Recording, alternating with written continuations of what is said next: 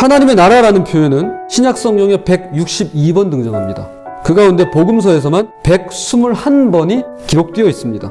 틈만 나면 예수님께서는 하나님의 나라를 얼마나 많이 말씀하셨는가를 알 수가 있습니다.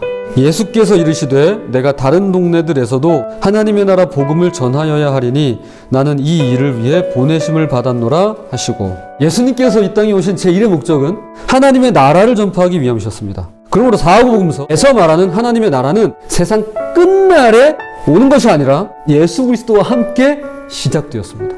세상 끝날에 오는 게 아니라 예수 그리스도와 함께 시작되었습니다. 공생애라고 하죠. 예수님께서 본격적인 사역을 시작하실 때 처음으로 하셨던 말씀이 때가 찼고 하나님의 나라가 가까이 왔으니 회개하고 복음을 믿으라. 여기서 하나님의 나라가 가까이 왔다라는 말은 오고 있다, 잠시 뒤에 온다라는 뜻이 아닙니다. 완료형 시제를 사용해서 말씀하셨습니다. 이렇게요, 하나님의 나라가 이미 왔다, 여기 있다 라고 말이죠. 때가 다 되었다, 하나님의 나라가 여기 있다, 너희 삶을 고치고 메시지를 믿어라. 예수 그리스도와 함께 하나님의 나라가 이미 온 것이죠. 내가 예수 그리스도를 믿음으로 영접하는 순간 이미 내 안에는 하나님의 나라가 들어온 것입니다. 그래서 하나님의 나라를 이해하기 쉽게끔 비유로 소개하십니다. 하나는 겨자씨고 하나는 누룩입니다. 겨자씨 참 작습니다. 잘 보이지도 않을 정도로 작습니다. 그런데 그걸 갖다 밭에 심었더니 몇천 배, 몇만 배로 자라나서 새들이 그 가지에 머물기도 하고 쉬기도 한다는 겁니다. 누룩도 같은 의미죠.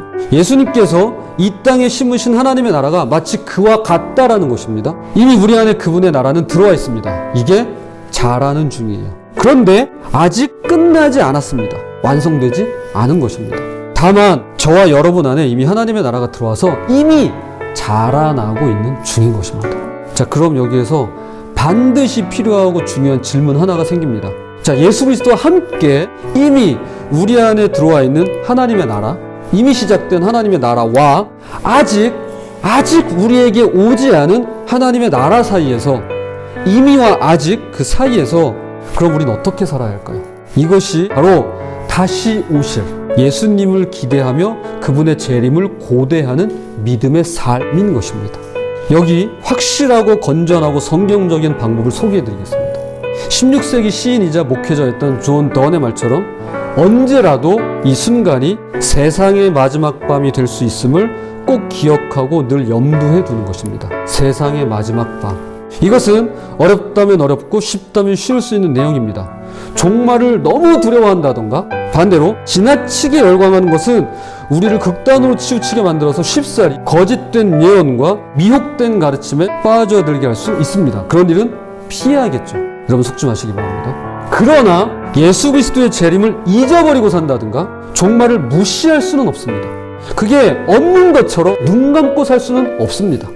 이것은 예수님의 초대장이 아닙니다. 내가 곧 갈 텐데 혹시 시간이 난다면 나를 기억해 주겠소? 언제 갈지 모르겠지만 그때까지 저를 기다려 주시겠습니까? 이런 게 아닙니다. 오히려 으름장에 가깝습니다.